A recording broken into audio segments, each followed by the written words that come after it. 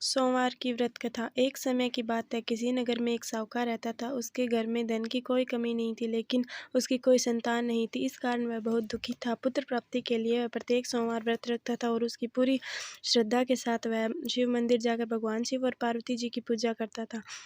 उसकी भक्ति देखकर एक दिन माँ पार्वती प्रसन्न हो गई। भगवान शिव से उस साहूकार की मनोकामना पूर्ण करने का आग्रह किया।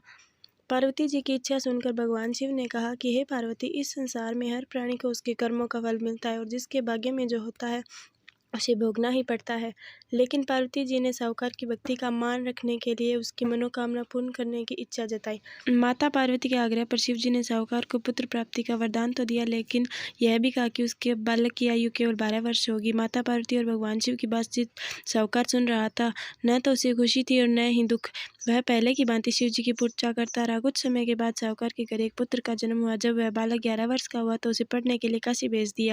साहूकार ने पुत्र के मामा को बुलाकर उसे बहुत सारा धन दिया और कहा कि तुम इस बालक को काशी विद्या प्राप्ति के लिए ले जाओ और मार्ग में यज्ञ कराना। इसी प्रकार दोनों मामा भांजे चल पड़े। रात में एक नगर में जहाँ नगर में राजा की कन्या का विवाह हो रहा था, लेकिन जिस राजकुमार से उसका विवाह होने वाला था वह एक आंख से काना था। राजकुमार के पिता ने पुत्र को काना होने के बाद से छुपाने की चाल सोची। साहूकार के पुत्र को देखकर उसके मन में एक विचार आया। सोचा, क्यों ना इस लड़के को दूल्हा बनाकर ले जाऊं और विवाह करा दूं और इसे बहुत सारा धन देकर यहाँ से विदा कर दूंगा और राजकुमारी को अपने साथ ले जाऊंगा। लेकिन साहूकार का पुत्र बहुत ईमानदार था। उसने अवसर पाकर राजकुमारी की चुन्नी के पल्ले पर लिख दिया कि तुम्हारा विवाह तो मेरे साथ हुआ है, लेकिन जिस राजकुमार के संग तुम्हें भेजा जाएगा वह एक आंख से काना है। मैं तो काशी पढ़ने के लिए जा रहा हूँ। जब राजकुमारी ने चुन्नी पर लिखी बात पढ़ी तो उसने अपने माता पिता को यह सारी बात बताई। राजा ने अपनी पुत्री को विदा नहीं किया। बारात वापस चली गई और वो दोनों काशी चले गए। जिस दिन वह बालक 12 वर्ष का हुआ उस दिन भी यज्ञ रखा गया।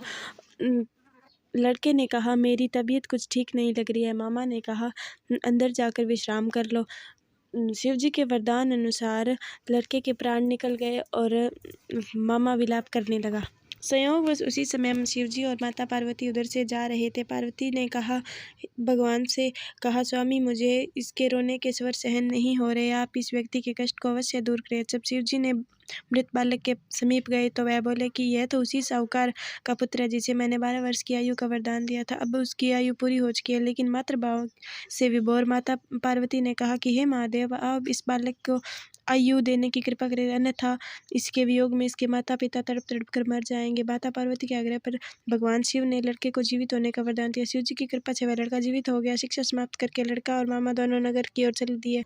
लड़के के माता पिता विलाप कर रहे तो शिव जी ने आकर कहा कि तुम्हें तुम्हारे व्रत का फल मिला है और जो कोई भी सोमवार का व्रत करता है उसकी सभी मनोकामनाएं पूर्ण होती है।